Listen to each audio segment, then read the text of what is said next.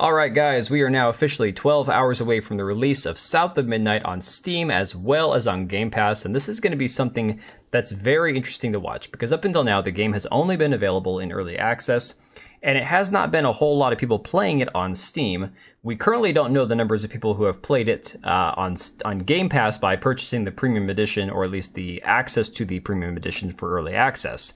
That being said, we do know that Game Pass tends to destroy every title that releases simultaneously on it due to the fact that it can lose upwards of 80% of its premium sales. And the idea behind this is that it gives indie games exposure, games that might not have had a whole lot of purchases anyways, pushes it to the forefront of the Windows Store, the Game Pass Store, to try to get people to download it and play it.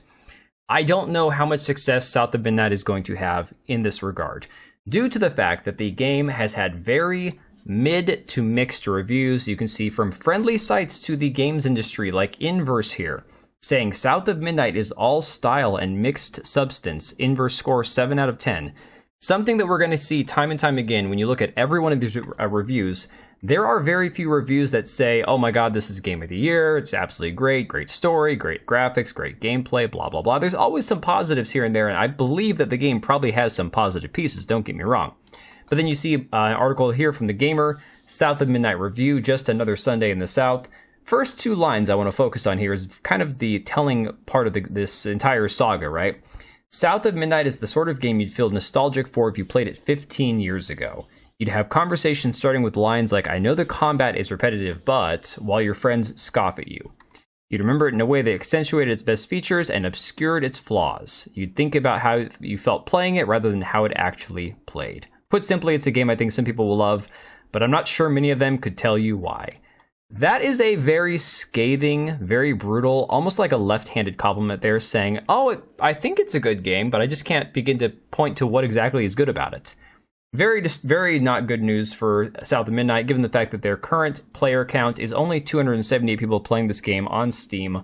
Of course, in the last few hours of early access, it only peaked at 566 concurrent players yesterday. Now again, this is not a AAA title, it's AA, so clearly there's not going to be as many people who are interested in it. It doesn't have probably the amount of marketing that a AAA title like Assassin's Creed Shadows would, and due to the fact that early access is not something a lot of people care about, I can understand the numbers being low. However, tomorrow, after 9 o'clock my time on the West Coast, it's going to be very interesting to see how many people are even caring about playing this game, or who are at least paying, standard edition price for this game, due to the fact that it is also releasing at the same time on Game Pass. And of course, even people who love the game are criticizing Game Pass for basically destroying this, game, saying, I hate to say it, but South of Midnight is just another victim of the Xbox tax. This game is right up there with the best games I've played this year. I'd say maybe this person doesn't play enough games. I don't know. I don't know what people want from video games anymore. Nobody appreciates a dope atmosphere, art styles, storytelling, and music anymore. I don't know what he was trying to say, but we'll just kind of assume, I guess. But again, a big part of the reason for all of this is the fact that Sweet Baby Inc., who has hidden this game from their website, from their featured projects, had a massive amount of involvement in this game. You can see this shill for the game, the Black Viking. He actually wrote this AI review of the game, which is absolutely hilarious. I would take the time to read through it, but it's just too long. It says, shout out to Sweet Baby, hashtag South of Midnight. And you can see them right here in the credits. Sweet Baby, you had Cameron Wild in the story development department, Chris Kindred, scriptwriter, James Wright, scriptwriter, Kim Belair, story development and scriptwriter. You basically had like a lot of people from Sweet Baby Inc. involved in the actual narrative design and storytelling elements of this game. I find it hilarious. A game set in the South, in America, was made by a Canadian studio where they hired a Canadian consultation company to basically tell them how life was for a poor Southern family in Louisiana in a trailer park. I don't understand the logic behind this. I don't quite get it. That's a very interesting decision. But I also want to point out the fact that Kim Belair is still going on. She is still on her nonsense, has not changed her ways. For Master of the TDS here's a clip of Kim Belair recently at GDC talking about how she'd like to instill fear into people after previously saying that her job was to terrify developers if they don't give you what you want. Now just listen to this here. This is very telling. I would say this is my job. This is a big part of my job. Okay, go ahead, break it down. I would say that this is often what we get in an email to like, hey, Sweet Baby, we need some help.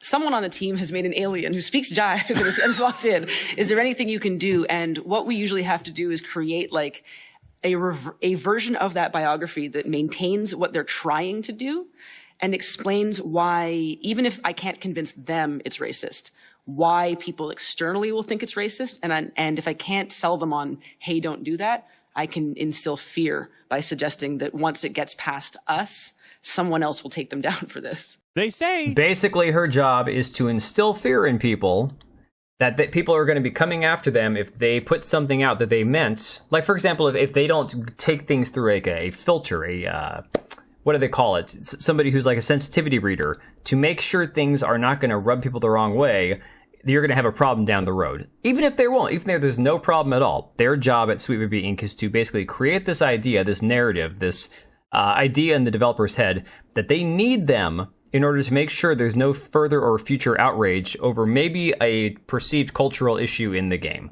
It's all crap. Sweet Baby Inc. is creating a problem that they're then selling the solution for.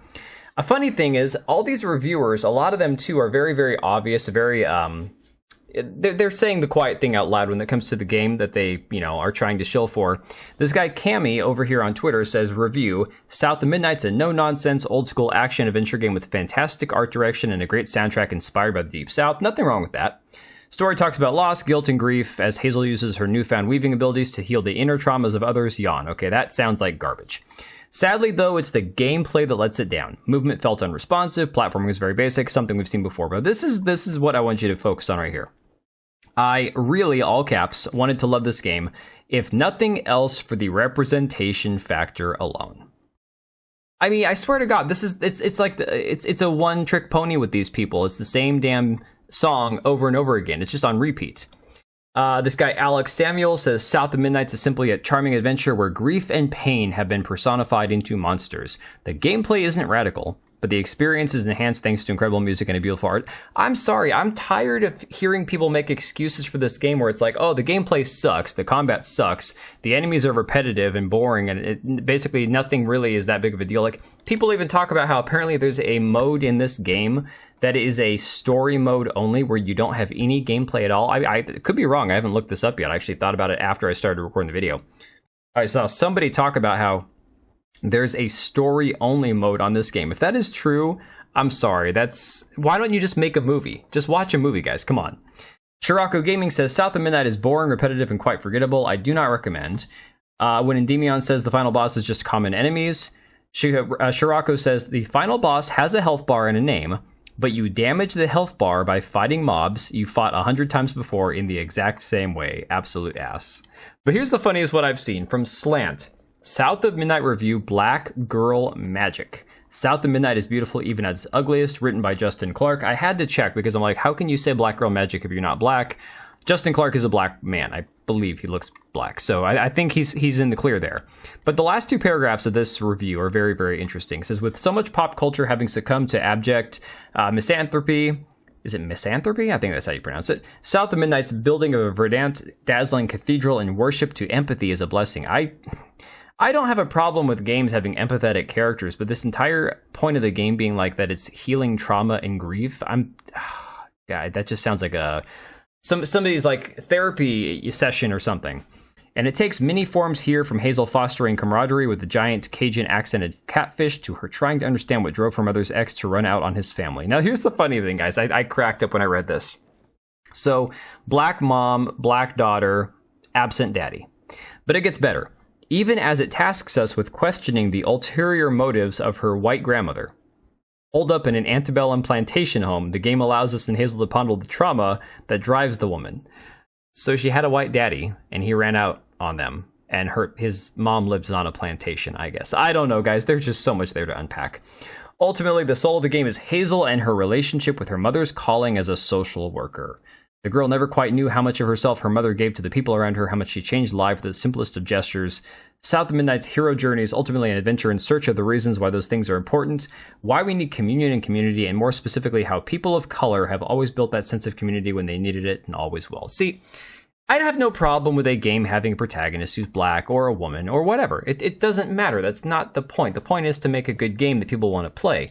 The problem is, from the get-go, with the involvement of Sweet Baby Inc. and Compulsion Games having a bunch of lunatics, like the lead on this game, I believe the woman in charge of this game is the one that also started a foundation around Gamergate 1, where she was trying to get like an all-girl Dungeons and Dragons YouTube channel going and platform and stuff. There's a lot to unpack with Compulsion Games and the people who are working there, as well as, of course, the community manager who's a complete psycho racist. So, unfortunately for this game, even if it had the best intentions, it was never going to succeed due to the fact that there is so much controversy. And again, like I've said in my previous videos, it's a monster of their own making at this point. They kind of, made their bed and they're going to sleep in it. So I'm curious to see how many players we actually see on Steam tomorrow on Monday. I'm curious if we're ever going to know if anybody even played it on Game Pass or how many total players. I know we don't get numbers, but I'm very curious to see if there's a way to ever find out about that. So let me know what you think about this down below, and I will catch you guys on the next one.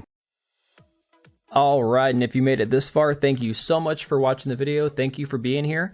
I do have 2 channels, Minimal Effort Podcast, as well as my gaming channel. I do have a Twitch and Kick for my gaming channel. We do live streams over there occasionally, maybe once a week.